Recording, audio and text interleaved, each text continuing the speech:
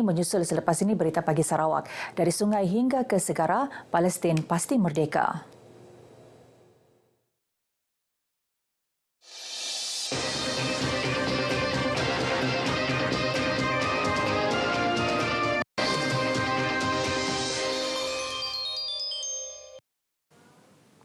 Assalamualaikum, selamat pagi dan salam Malaysia Madani. Berita pagi Sarawak edisi Isnin 27 Mei 2024 bersama saya, Fazril Hisham Afandi. Media perlu diberikan kebebasan untuk bergerak mengikut acuan negara masing-masing berdasarkan keadaan dan perubahan semasa. Pada masa sama, Menteri Komunikasi Fahmi Fadzil mahu agar pengamal media terus memberikan maklum balas kepada kerajaan berkenaan keadaan media di negara ini. Media di Malaysia perlu dibangunkan dengan acuan Malaysia. Inilah mesej yang saya terima daripada para ketua pengarang dan itu pulang kepada kita untuk membentuk media Malaysia yang kita idamkan. Fahmi berkata demikian kepada pemberita di Kuching selepas mengadakan pertemuan bersama ketua-ketua pengarang berita daripada pelbagai agensi media dan wakil pemberita Reporters Without Borders RSF yang merupakan sebuah badan bukan kerajaan NGO di Paris. Sementara itu, pengerusi Protem Majlis Media Malaysia, Primes Chandran berkata pihaknya sedia bekerjasama dan memberi cadangan kepada RSF berkenaan situasi yang menggambarkan media di negara ini.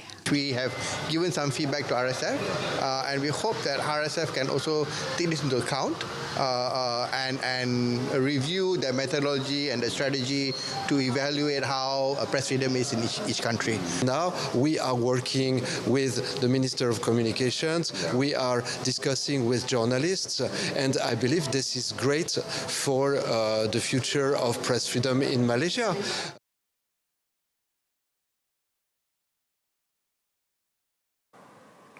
Pengamal media tempatan dan antarabangsa yang sedang berkampung di Kuching bagi sambutan Hari Wartawan Nasional Hawana 2024 semalam dibawa melawat ke beberapa lokasi ikonik sekitar Bandaraya Kuching.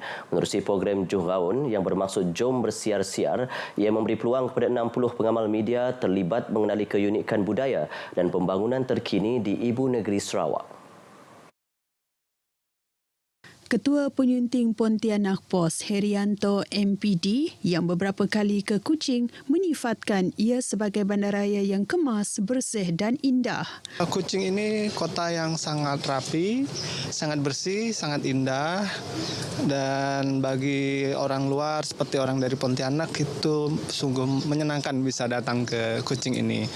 Bercakap kepada RTM, beliau menambah peluang diundang untuk menghadiri Hawana 2024 akan menjadi satu kenangan berharga dalam kerjayaannya di industri media. Ini bisa menjadi momen untuk saya belajar, mengkomparasi bagaimana juga perkembangan jurnalisme di Malaysia, terutama di era digital saat ini dan itu akan sangat penting buat perkembangan media-media atau jurnalisme di Indonesia juga. Program Juhraun kira-kira 3 jam itu membawa para peserta melawat ke Muzium Budaya Borneo dan tebingan Kuching sebelum majlis jamuan teh di restoran English Tea House Petrajaya. Kerajaan akan memberi perhatian terhadap isu bekalan air di Bawang Asan, Sibu. Timbalan Premier Dato' Amar Dr. Sim Kui Hian berkata masalah tersebut akan dibawa kepada Kementerian Utiliti dan Telekomunikasi.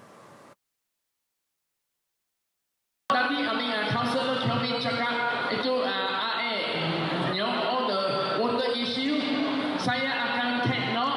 I will try. Saya akan bincang dengan YB Dr. Sri Julahi yang Menteri Utilities. Menurut beliau lagi, Bawang Asan akan mengalami banyak perubahan selepas ini memandangkan kawasan tersebut sebahagian dari projek pembangunan semula Bukit Asik. Justru Bawang Asan selepas ini tidak akan ketinggalan dalam arus pembangunan. Beliau berkata demikian semasa berucap pada Majlis Pragawai Dayak dan sambutan ulang tahun ke-65 Parti Rakyat Bersatu Sarawak SUPP Bawang Asan di Sibu.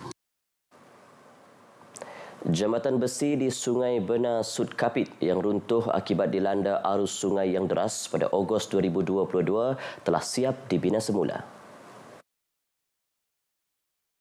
Menteri Kerja Raya Datuk Seri Alexander Nantalinggi menerusi hantaran di Facebook berkata, jambatan itu merupakan jalan penghubung penduduk di sekitar Nanga Plak Sungai Benar Sud ke Jalan Besar bagi memudahkan urusan keluar dan masuk.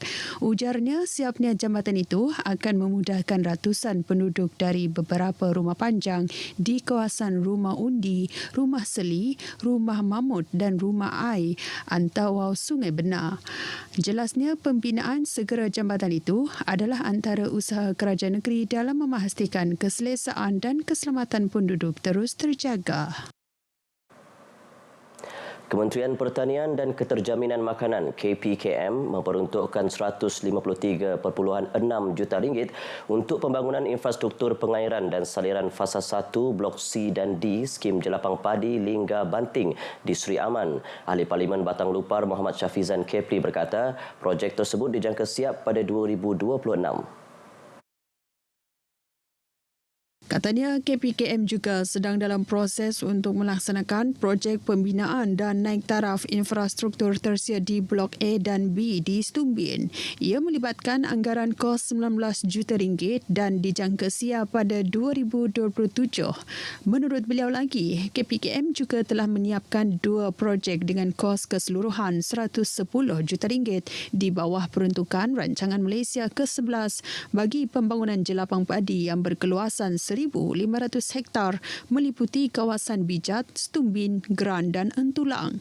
Selain itu, katanya Kerajaan Sarawak dan Kerajaan Persekutuan akan terus bekerjasama dalam melaksanakan pelbagai inisiatif untuk membangunkan infrastruktur pertanian di kawasan Stumbin yang merupakan sebahagian daripada kawasan pertanian bersepadu Batang Lupar.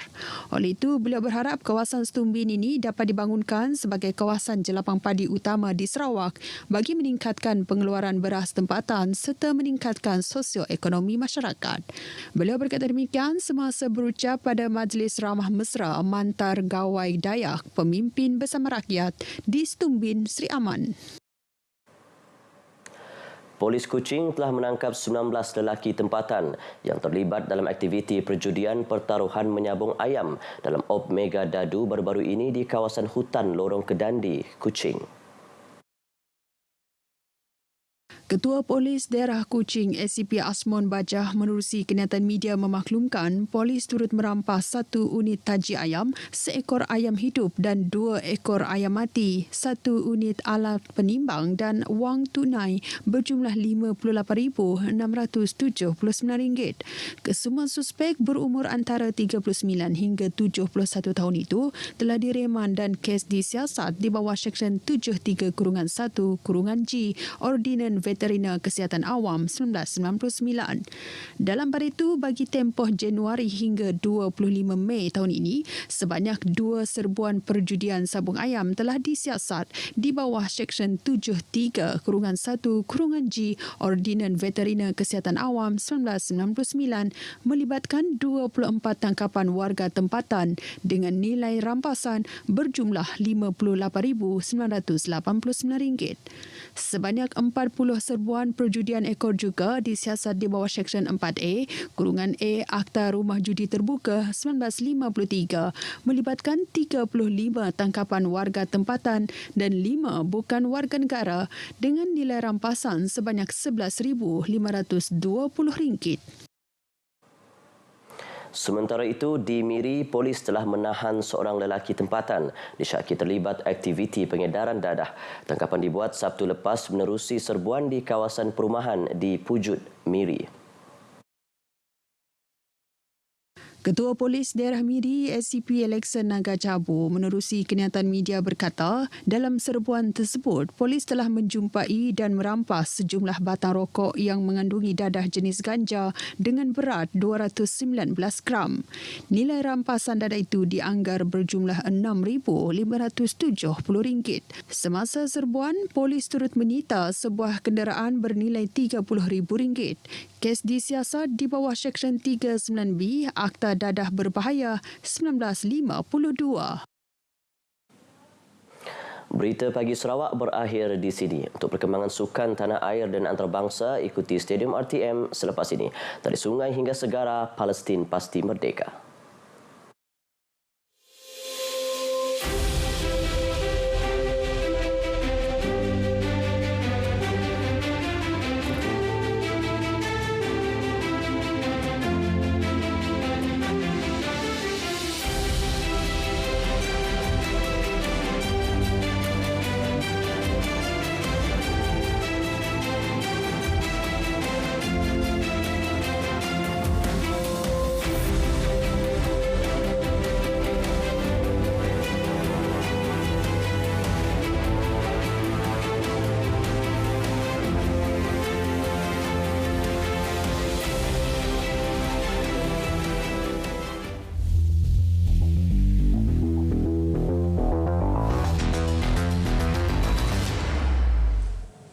Assalamualaikum, salam Malaysia Madani. Perkembangan Liga Super, Selangor FC meraih 3 mata berharga selepas menumpaskan Negeri Sembilan FC 4-0 di Stadium Majlis Bandaraya Petaling Jaya, MBPJ malam tadi. Pada perlawanan itu, Selangor bermula garang apabila mengasak benteng pertahanan NSFC sejak minit pertama. Ketangkasan penjaga gawang NSFC berjaya menyelamatkan